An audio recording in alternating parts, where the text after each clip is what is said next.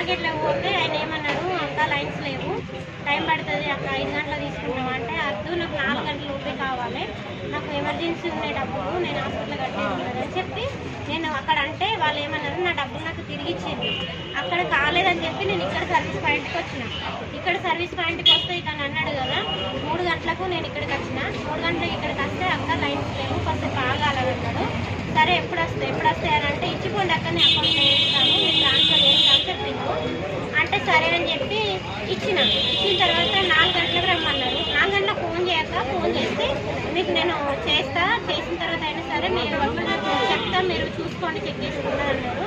అంటే సరే అని చెప్పి నేను ఫోన్ చేసిన, 3-4 సార్లు చేసిన, ఫోను లిఫ్ట్ చేయలేదు. తర్వాత లిఫ్ట్ చేసి అక్కడ టైం పడుతుంది 5 అవుతుంది అన్నాడు. 5 వరకు అంటే నాకు కుదరదు, నాకు అర్జెంట్ ఉన్నది, మీరు ఎక్కడైనా కానీ నాకు కావాలని అంటే లేదక్క లైన్స్ లేవు, చేస్తాము, ఏమనుకో లేట్ అవుతుంది అన్నాడు. సరే అని చెప్పి సరే అన్న, మరి ఏ టైం అవుతుందంటే అక్క 5 అవుతుంది అన్నాడు. 5 గంటలకు మళ్ళీ ఫోన్ చేస్తే లిఫ్ట్ చేయలేదు. 5 గంటలకు మళ్ళీ ఇక్కడికి వచ్చిన నేను. ఇక్కడికి వస్తే అక్క లేట్ అవుతుంది అన్నాడు. 6 అవుతుంది, 6:30 అన్నాడు. 6:30కి మళ్ళీ వచ్చి నేను మర్రిపోయినా, మర్రిపోయి మళ్ళీ వచ్చిన. మళ్ళీ వస్తే అన్నాడు కదా నీకు 8 గంటలకు కంపల్సరీ అకౌంట్లో నేను డబ్బులు వేస్తా అంటే వెయ్యత్తు నా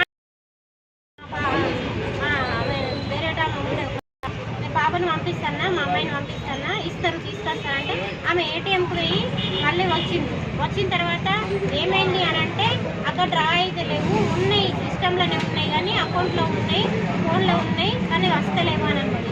సరే ఎందుకు వస్తలేవు, మరి వేరే వాళ్ళ నెంబర్తో ట్రై చేయండి, నాకు అర్జెంట్ ఉన్నదన్నా కూడా వాళ్ళు వినలేదు. మళ్ళీ తర్వాత ఏమన్నారు, కాసేపు 10 నిమిషాలకి మళ్ళీ ఇప్పుడు కాదు, రేపు పొద్దున 10:30 కల్లా మీ డబ్బులు మేము అరేంజ్ చేస్తాము, ఇప్పుడు వెళ్ళి 10:30కి రాకండి అని అంటారు. ఇప్పుడే 4 గంటల నుంచి తిప్పించుకొని ఇవ్వని వాళ్ళు మళ్ళీ రేపు పొద్దున ఎట్లు ఇస్తారండి, గ్యారెంటీ ఏముంటుంది. మీరు ఏ అవసరానికి డబ్బులు వేసిండ్రు?